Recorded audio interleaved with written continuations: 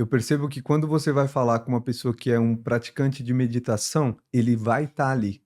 Ele realmente está prestando atenção em todos os detalhes ali, Sim. e ele está muito mais consciente, o que parece um poder, né? Ele está tão consciente, muitas vezes.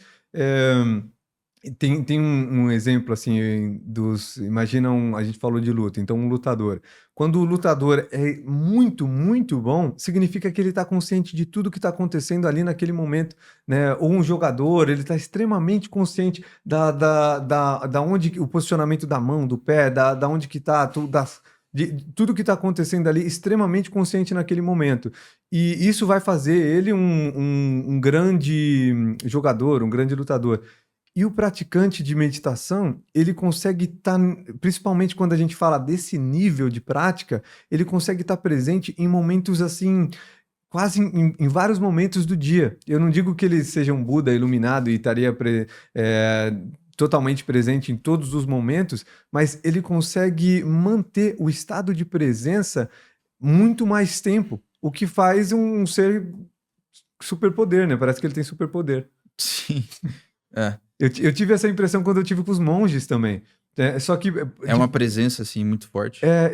meu, O olhar, assim, é diferente. todo o olhar, a presença, a atenção, você sente que você pode confiar na pessoa, porque ela realmente está te escutando com assim, sem julgamento, não está te escutando para ter uma resposta, ela está te escutando mesmo, né? Sabe quando você faz você está falando comigo e eu não quero responder, eu não estou pensando em responder, eu estou só prestando atenção em você, em tudo que você está me falando, e no que você quer dizer realmente, né? Não estou julgando, não, mas ele está falando isso é porque acho que é isso aqui. Não, pelo contrário, ele tem um estado de presença que ele consegue focar melhor por conta da prática, né? E realmente manter esse estado por mais tempo. O que é um grande poder, na minha opinião, o foco, né, e a presença hoje em dia é um dos poderes aí. E qual que é, assim, como que eu posso, sei lá, alguém que tá escutando esse podcast, o cara quer ir pra China ou pra Tailândia, Vietnã, esses lugares que você foi e, tipo, ficar ali. Quanto tempo exatamente você ficou? Ó, a primeira vez são momentos diferentes, né? Quando eu fui para Tailândia e para o Vietnã, foi 5 meses, 3 meses na Tailândia, depois eu voltei mais 2 meses para Tailândia 5 meses e seguidos lá. seguido. Só que aí o meu visto era 3 meses, então eu saí, fui para o Vietnã e aí eu fui para o Vietnã, eu falei, já estava no monastério, agora eu quero conhecer outras coisas. A minha ida para Tailândia foi assim, foi depois da pandemia. Antes de eu ir, eu já tinha visto no monastério que caso você não estava escrito lá na página do monastério na internet, né? Caso você não tenha prática em meditar, não venha. Prática em meditar e jejuar por longas horas, não venha. Então, esse período que foi a pandemia, que durou uns 2 anos, até eu chegar lá, eu estava praticando meditação e jejum muito. Tipo assim, todo dia, assim, eu meditava 40 minutos, 50 minutos por dia, e eu saía para correr de manhã, voltava, sentava, meditava, jejuava 2 dias por semana, né? E todo esse período até chegar no momento que voltou e podia viajar de novo, e eu fui para lá. E aí eu fui lá no monastério mesmo. Então, esse período foi mais impactante para o meu desenvolvimento do que propriamente estar lá. Interessante. Estar lá foi meio que uma comprovação que não, tá, realmente funciona, tá todo mundo, os monges aqui felizes da vida, Foi meio que o vivendo no caminho simples, aqui mesmo. mas o caminho foi essa preparação, né? Quando eu saí da Tailândia, eu tava com um amigo, o Mika, que é um francês, e ele tinha ido pro Vietnã. Eu nunca tinha pensado em ir pro Vietnã. E ele falou: Meu, vamos pro Vietnã, tal. Ficou insistindo. Eu falei: Tá, vamos pro Vietnã. A gente alugou uma moto e saiu andando no Vietnã pra lá e pra cá.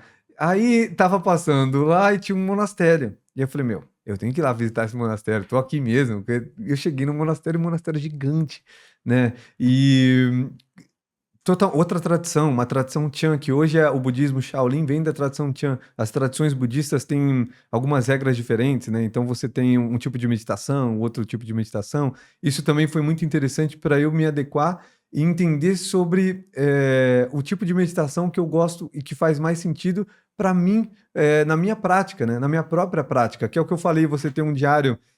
de meditação. Às vezes você anota, meu, antes de eu meditar, eu tomei café? Não. Eu fiz exercício? Não. Eu descansei bem? Não. E aí você vai sabendo exatamente o tipo de prática de meditação que faz mais sentido para você. Né? Foi onde eu entendi que para mim eu não posso estar confortável. Se eu estiver confortável durante a meditação, me dá sono. Sim. E aí eu vou ter que ficar brigando com o sono em vez de estar meditando ali propriamente dito, porque eu só estou pensando em não dormir, né? Nesse sentido. Ou e aí, quando eu estou numa posição meio desconfortável, eu sinto o desconforto, mas isso me traz para o presente até o momento que o desconforto cessa, o corpo adormece, a perna dorme, eu não sinto mais, e aí sim eu consigo realmente, propriamente meditar e entrar numa consciência mais limpa, mais pura ali. Se você quiser ir para o Vietnã, não, Como que é o processo para você ir e- para esses lugares aí? no Vietnã, eu só cheguei no monastério, e aí eu perguntei. É pago, assim? Então, no Vietnã, eu não sei em todos os monastérios. Nas experiências que eu tenho, na Tailândia, qualquer um pode ir, é aberto. Então, em Chiang Mai, você vai para o norte da Tailândia, em Chiang Mai, vai pegar uma van para ir para Pai, e no meio do caminho é onde fica o monastério. Então, se você coloca monastério, Pai, budismo ou retiro de meditação Pai, PAI, PAE, PAE. Pai, que é em Chiang Mai e numa cidade ali. Você vai para lá, eles vão dar todas as informações. Quando eu fui, era por doação, então você dava 400 Taibá por dia. Eu não lembro quanto que é isso, mas é uns $10, assim, não é mais que isso. Ah, E barato. e ainda era doação. Então, tinha pessoas que às vezes não tinha condição e tal, e não tem problema. Você vai ver lá, não sei como é que tá hoje. Até porque mudou muito. Quando eu fui, tinha 12, 15 monges, e a última vez que eu vi, tinha muita gente. Né? Tava bem. Muita gente procurando a meditação, o que é um bom sinal, porque não estão só indo Você para foi as faz uns festas. 3 anos? Faz por aí, uns 3, 4 anos. E quando eu fui no Vietnã, esse era um monastério, não aceitava estrangeiro. Eu simplesmente fui lá e fui de curioso mesmo. Eu fui perguntando, falei, meu, eu queria falar com. Eu estava procurando alguém para falar com um monge, e aí os monges ficavam me indicando uma direção, e falavam, vai para aqui, vai para cá, vai para cá. E eles não falavam inglês também. Até eu chegar em um monge que falava inglês. E ele falava um pouco inglês, um pouco espanhol. Eu conversei com ele, falei que tinha interesse de aprender, e ele falou: Ó, volta aqui amanhã 3h15. Aí eu voltei, 3h15 ele me deu uma túnica, me mostrou como é que funcionava ali, e pronto, me deu uns livros e eu comecei a viver ali no monastério. Aqui, você não precisa ir para lá, a gente tem um templo Zulai aqui perto, né, em Cotia ali, e você tem retiros ali, inclusive em dezembro tinha um retiro que é um mês lá no templo Zulai, eu estava cogitando ir, não deu para ir dessa vez, mas talvez esse ano eu consiga ir, um mês lá no templo Zulai aprendendo sobre o budismo, o Chan, que é uma tradição maravilhosa, aprendendo sobre os ensinamentos e tudo mais. Então, se você quiser se aprofundar, não precisa necessariamente ir lá para a Tailândia. Se tiver oportunidade, vai, é demais, é muito legal. A Tailândia por si só é Pô, lá é incrível. incrível, né, cara? É incrível, você vai ser muito bem recebido, o povo tailandês é muito receptivo, né? E o Vietnã também, incrível. Mas o do Vietnã é aquilo, eles não aceitam, não tem. Se eu fosse virar monge lá, eu teria que aprender o vietnamita, né? Então não foi. Que é uma língua bem, bem É, estranha, né, eu velho? não faço a menor ideia, eu só falava pho, que é um macarrãozinho delicioso A vietnamita. escrita deles é estranha, velho. Tem uns acentos assim meio diferentes no N, sabe? É, Umas coisas assim meio Thich Nhat estranhas. Hanh, tem um livro do monge vietnamita que o nome dele se escreve Thich Nhat Hanh, e aí se fala Thich Nhat Hanh, né? Que é um livro maravilhoso para quem quiser aprender o budismo também. Procura aí Thich Nhat Hanh, a essência dos ensinamentos de Buda. Maneiro, Incrível, incrível. maneiro. Super fácil de ler e ele, meu, destrincha Thich Nhat Hanh, foi um grande mestre iluminado. Muito bom esse corte, né?